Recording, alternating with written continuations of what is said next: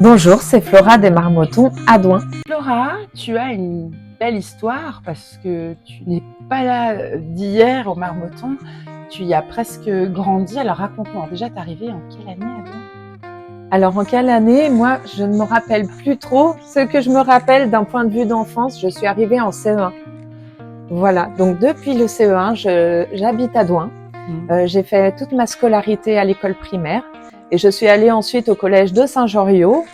J'ai fait mes études au lycée à Annecy et ensuite, en fait, je ne suis jamais finalement partie en fait d'entre ces montagnes et de ce lac. Et de ce village? Bah oui, parce que du coup, d'après ce que j'ai compris, tu as passé ton BAFA ici, mais c'est surtout que tu n'es jamais repartie des Marmottons.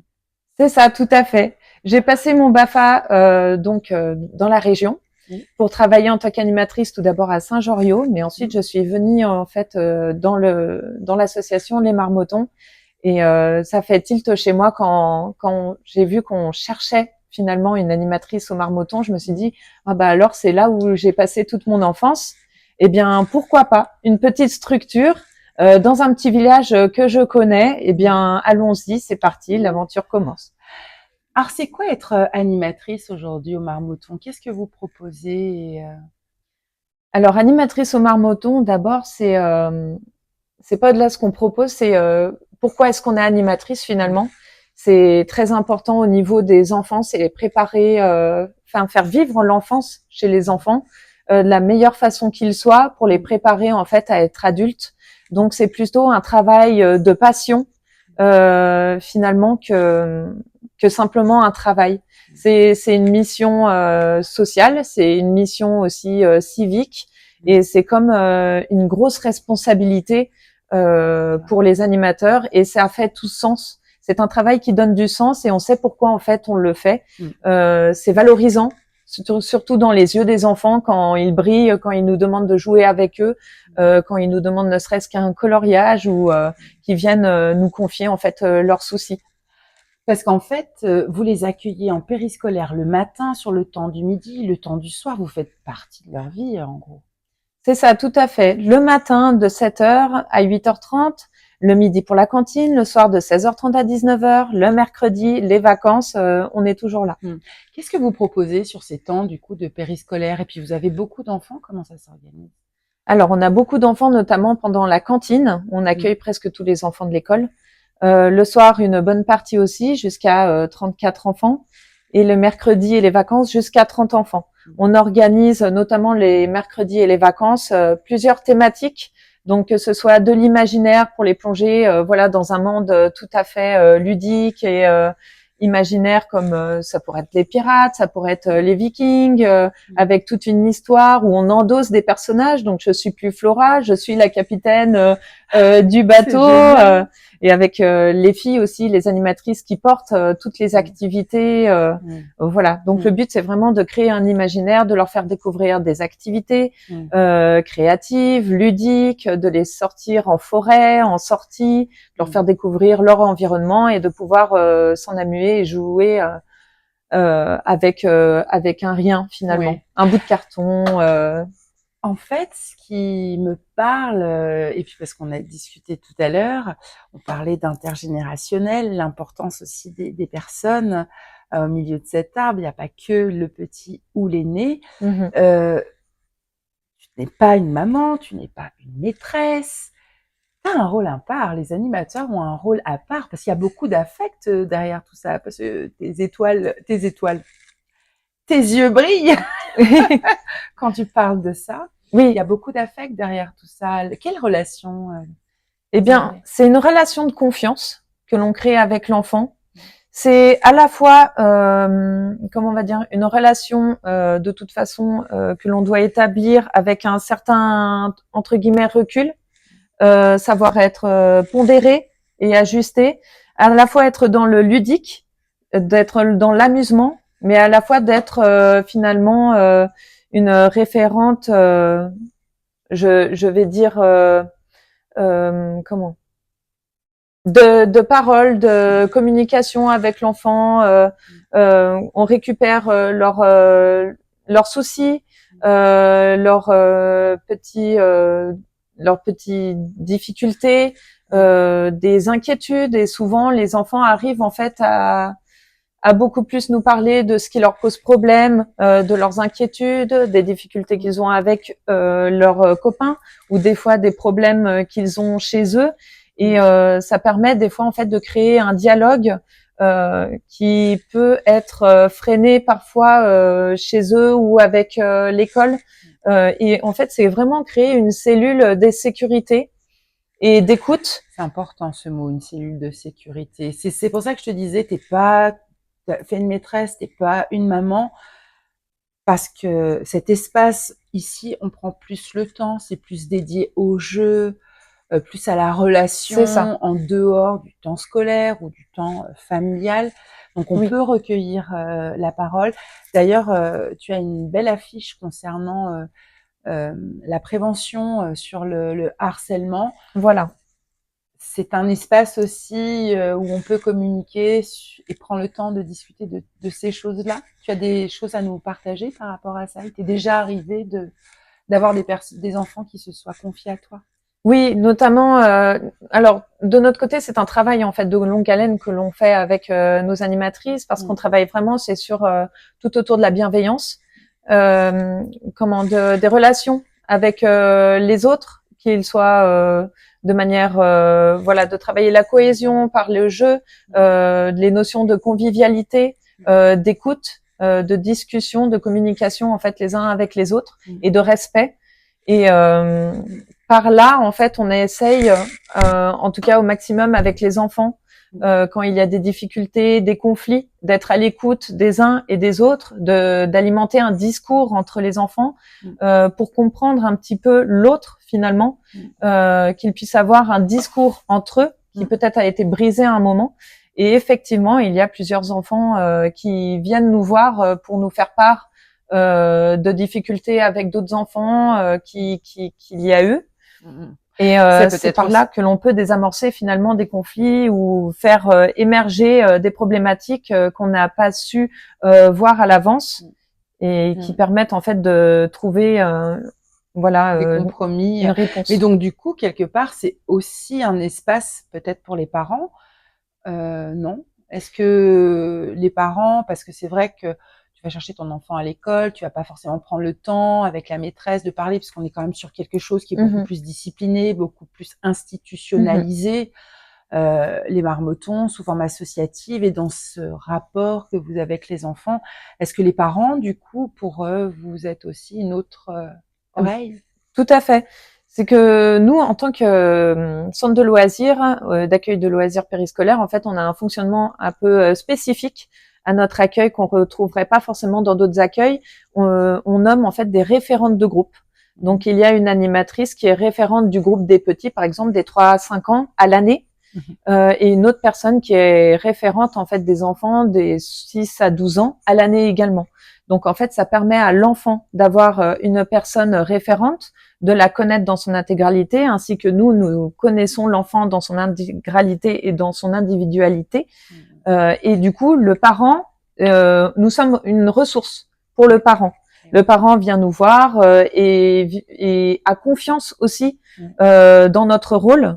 Nous avons des personnes qui sont aussi qualifiées, non pas seulement que le BAFA, mais sont aussi qualifiées du CAP Petite Enfance, du BAPAT, BPGEPS, auxiliaire puéricultrice. En fait, on essaye au maximum de former nos équipes pour attacher vraiment un regard professionnel et finalement qui apporte un cadre sécurisant pour le parent. Mais tout à fait.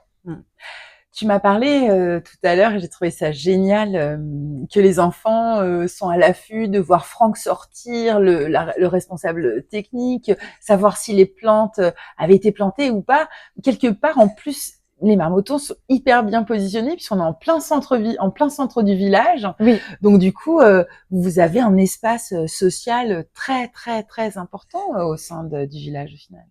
Oui, tout à fait. C'est vrai que même les enfants, quand on les voit sortir du car, qui est juste à côté de l'église, qui reviennent du collège, ils passent souvent par les marmotons en disant je viens faire un petit coucou parce que vous êtes sur ma route, ou quand on se promène aussi, parce que les animatrices qui sont marmotons habitent aussi au village.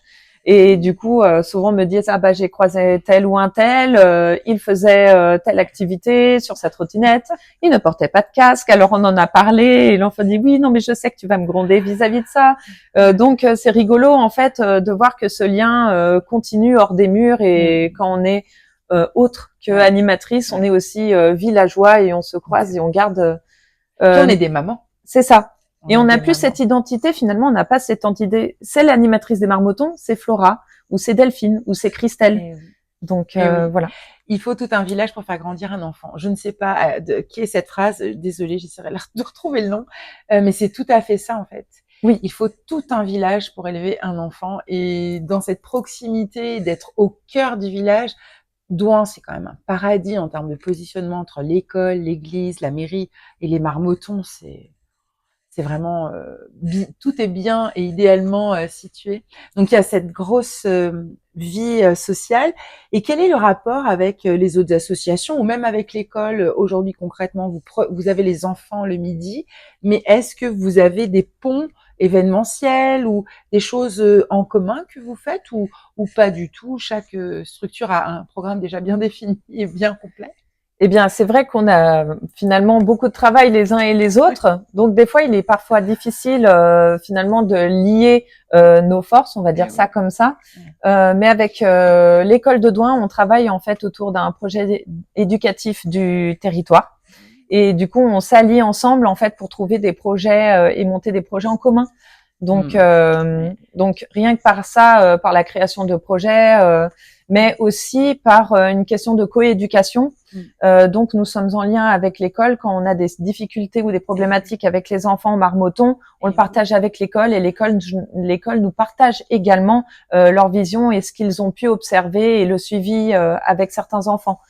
Donc, ça nous permet en fait d'avoir un lien tout à fait privilégié avec les enfants parce qu'on les aide à grandir en fait, le plus favorablement possible. Et ouais, c'est ça qui est beau, c'est quelque part, il y a un vrai suivi de l'enfant. Moi, je suis tombée en amour des méthodes pédagogiques et de l'école de Douin. Avec des enfants, en tout cas, les méthodes évoluent selon le désir de la direction de l'école. Aujourd'hui, quel regard as-tu sur les enfants de 2026? Je pense que les enfants de 2026 ont d'autant plus besoin de rêver.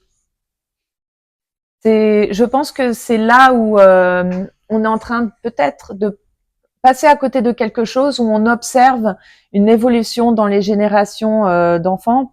Pour autant que je travaille auprès des enfants depuis plusieurs années, c'est qu'on remarque que les enfants, alors, faute à qui, je ne sais pas. Il ne faut ni culpabiliser les parents, ni culpabiliser les enfants.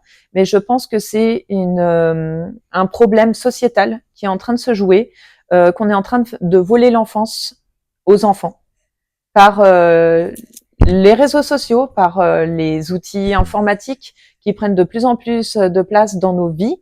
Et ça, rien que par une certaine observation que j'ai eue il n'y a pas si longtemps que ça, et encore une fois, il ne faut pas culpabiliser les parents. Mais quand je suis allée dans une salle d'attente chez le médecin, souvent c'est le téléphone qui est donné à l'enfant pour qu'il puisse passer du temps et patienter. Moi, j'ai toujours eu ce souvenir d'être dans cette salle d'attente avec ma maman qui me disait bah prends un livre, je te raconte une histoire. Voilà. Et en fait, ça vient que par là, par exemple, par ce petit pas ici, où on perçoit en fait que l'enfance finalement est happée par quelque chose qui n'est pas matériel et qui désagrège finalement quelque chose qui permet à l'enfant de rêver. Un enfant est là pour rêver, imaginer, pour s'ennuyer et l'enfant ne s'ennuie plus, ce qui le coupe de sa créativité. C'est ça, tout à fait. Quelles conséquences tu vois par rapport aux enfants que tu accompagnais il y a 14 ans et aujourd'hui? Quelle différence tu vois dans le comportement ou en groupe ou individuellement? Qu'est-ce que ça t'évoque? Eh bien, Je pense alors moins avec les enfants de Douin, parce que on reste quand même dans un cadre privilégié environnemental avec les forêts, les montagnes, le lac, qui proposent vraiment beaucoup d'activités finalement au sein de la nature. Et ça, c'est hyper important avec les enfants, de ne pas les déconnecter de la nature. C'est essentiel. Mais je perçois tout de même des liens finalement entre les uns et les autres qui se délitent. Ils ont de plus en plus de mal à communiquer les uns avec les autres. Ils sont plus dans le jugement, dans le, comment on va dire ça, dans la critique en fait de comment on s'habille, comment on se comporte. Enfin, c'est quelque chose comme ça qu'ils ont de plus en plus de mal de créer du lien ou de communiquer les uns avec les autres en tout cas. Il y a aussi, parce que les gardiens du souvenir ont écrit la charte des enfants. Donc l'ennui est important pour la créativité. Et le droit de se salir. Oui, oui. Le droit de jouer dehors et de se salir. Il y a, dans ce monde aseptisé, socialement, on ne laisse plus la liberté à l'enfant d'être dans la nature et de s'en amuser. Est-ce que c'est un constat aussi que toi tu fais? Alors, je le remarque quand même, mais je dirais au Marmotton, pas suffisamment, mais il y a quand même des enfants souvent qui me disent « Ah mais on va en forêt, je vais salir mes chaussures ». Ils regardent avant de s'asseoir par terre. Moi, je ne regardais jamais avant de m'asseoir par terre. Je m'asseyais sur une souche, je me relevais, bah mince, j'ai de la mousse, je me suis assise sur un champignon.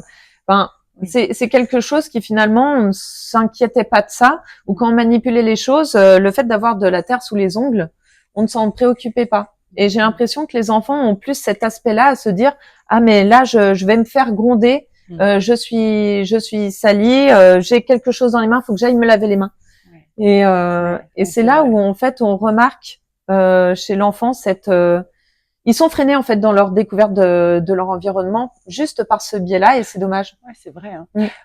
Quand tu étais petite, à quoi tu jouais? Est-ce que ce que nous étions petits dans nos jeux, à la récré ou entre nous, on va avec les copains, est-ce que, donc tu fais le postulat qu'il manque de communication entre eux, est-ce que jouer reste quand même assez naturel ou pas? Jouer reste quand même naturel, c'est le propre d'un enfant, c'est de jouer et comment on va dire ça, il grandit par le jeu finalement, il apprend par le jeu. Et ça, c'est très important et c'est pour ça qu'on développe aussi avec les Marmottons, on aime beaucoup proposer des jeux de cohésion plus que des jeux de compétition. Donc c'est des jeux de collaboration, c'est des jeux par des escape games. Voilà, avant que je devienne maman, j'avais créé en fait l'espace ludique au Marmotton, donc c'était un temps d'activité pour les 10 à 14 ans le samedi matin. Et on faisait la découverte de jeux de société, donc de jeux de cohésion, etc. Et on finissait toujours par un grand jeu grandeur nature dans le village de Douin. Ils étaient en autonomie, avec moi pas loin bien sûr, en respectant les règles de sécurité. Mais le principe, c'était ça en fait. L'enfant qui jouait par le jeu, qui était en interaction avec les autres par le jeu. Et en fait, le jeu est un moyen vraiment de rapprocher les personnes et les enfants. Tu as dit quelque chose d'hyper important et je te remercie. Tu parles de cohésion plutôt que de compétition. Ça aussi, c'est au même titre que l'évolution de l'école dont j'ai fait le constat à Douin. On est sur la coopération, sur l'entraide, le grand qui va aider le petit. Ça, pour ma part, ce sont des indicateurs du monde de demain. C'est-à-dire que nos enfants vont commencer, alors c'est pas toutes les écoles, ni toutes les périscolaires, mais c'est une volonté, toi, en tant que directrice de l'établissement des Marmottons, c'est ta volonté. Mais quelle est ta patte quand tu as pris la direction des Marmottons? Qu'est-ce que tu as voulu y mettre? Pour moi, ce serait vraiment, oui, c'est toute une histoire de cohésion. C'est vraiment le mot essentiel et c'est apprendre aussi à se connaître les uns et les autres et apprendre à se respecter. C'est dans le cadre, quotidien ou en tout cas de la vie quotidienne et de l'actualité en ce moment. On remarque de plus en plus ce genre de problématique, c'est l'individualisation des personnes, c'est rester chez soi, c'est faire de l'entre-soi. Et Et là est tout le problème, je trouve qu'on perd en fait un petit peu ce sens d'authenticité qu'il y avait avant, où les portes étaient ouvertes vers le monde, tout le monde était dans la rue, tout le monde jouait ensemble, on partait dans la forêt, on faisait des cabanes, voilà, c'était quelque chose qui relevait du simple, la simplicité. Ouais. Et je pense qu'on a besoin de simplicité et notamment de bienveillance en fait dans ce monde, et c'est ça que j'aimerais garder au Marmotton. C'est vrai qu'au travers de toute cette technologie, de toute cette modernité, on n'arrive plus à envisager. On a une ou deux personnes aînées qui les ont partagées dans les interviews avec les enfants. Comment avec un petit bout de bois, je vais me faire mon arc. Comment avec ce que j'ai autour de moi, je vais pouvoir fabriquer des choses. Parce qu'en fait, quand on a tout, c'est difficile de s'amuser de rien. Et d'ailleurs, on le voit très bien avec les enfants quand ils déballent leurs cadeaux à Noël, et tout petits, hein. Oui, ils s'amusent avec le papier. Hein. Oui, ou avec le carton finalement. Avec le carton. C'est vrai, c'est vrai. C'est ça. Donc cohésion, authenticité. Je vais te donner un mot qui pour moi est essentiel. Alors je veux savoir ce que toi tu y vois derrière. L'empathie. L'empathie est très importante effectivement. Et c'est pour ça quand il y a des conflits entre les enfants, on essaye en fait de faire parler les deux parties et de les amener à se comprendre les uns et les autres. Parce que souvent quand il y a une problématique entre deux enfants, c'est que souvent il y a deux personnes, deux individus avec deux histoires propres qui ont un bagage émotionnel propre, une façon de fonctionner qui leur est propre, et en fait qui se retrouvent ensemble. Et le principe c'est comment en fait lier ces deux personnes pour amener à se comprendre, et finalement, quand on se comprend, c'est là où on ouvre toutes les portes, et finalement, c'est grâce à l'empathie que l'on peut créer ensemble et avancer. Oui, avancer avec cœur. Tu parlais aussi de faire les choses dans la joie et dans la co-création avec tes animatrices. C'est ça aussi dans le lead que tu amènes aussi, cette dimension de chacun des animateurs qui est responsable de ce qu'il a envie de partager et proposer, parce que rien peut vraiment être imposé à partir du moment où tu attends des animateurs qui fassent les choses dans la joie, dans le plaisir. Donc, tout le monde est responsable au final autour de ce programme d'animation. Oui, tout à fait. Ouais. Oui. Quelles ont été les grandes orientations d'animation cette année parce que je crois que le rendez-vous, c'est le 31 août pour débriefer sur l'année à venir. Eh bien, cette année, ça a été un peu, entre guillemets, une année spéciale, car j'ai repris mon poste en janvier. Donc, c'est vrai que tu es maman depuis voilà. pas longtemps. C'est ça, tout à fait. Donc, j'ai laissé la direction à une animatrice qui est là depuis un certain temps, Christelle, et du coup, qui a pu prendre le relais pendant que je n'étais pas là. Et en revenant à mon retour, j'ai repris à nouveau. Donc, en fait, ça a été une année assez particulière pour moi, effectivement.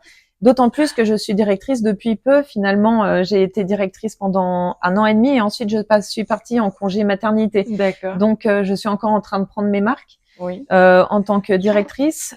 Comme activité, alors moi, il y a un projet qui m'a donné du cœur, c'est la boîte à lire.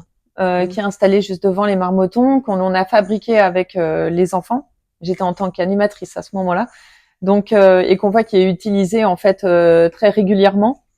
Donc notamment ce projet, et après il y a aussi ce projet de lecture Lire et faire lire aussi avec les enfants, qui a été instauré depuis maintenant, je dirais bientôt 2 ans, et de voir les enfants en fait écouter des histoires avec Chantal, Dominique. Chantal et Dominique qu'on embrasse d'ailleurs, elles sont incroyables. Exactement, et les enfants sont ravis. Ouais. Donc de les voir briller comme ça, c'est formidable. Et après, c'est tout des projets et d'événements finalement qu'on met en place au Marmotton, comme la fête d'Halloween, que les enfants adorent en fait participer. Ouais. On avait fait aussi un petit marché de Noël.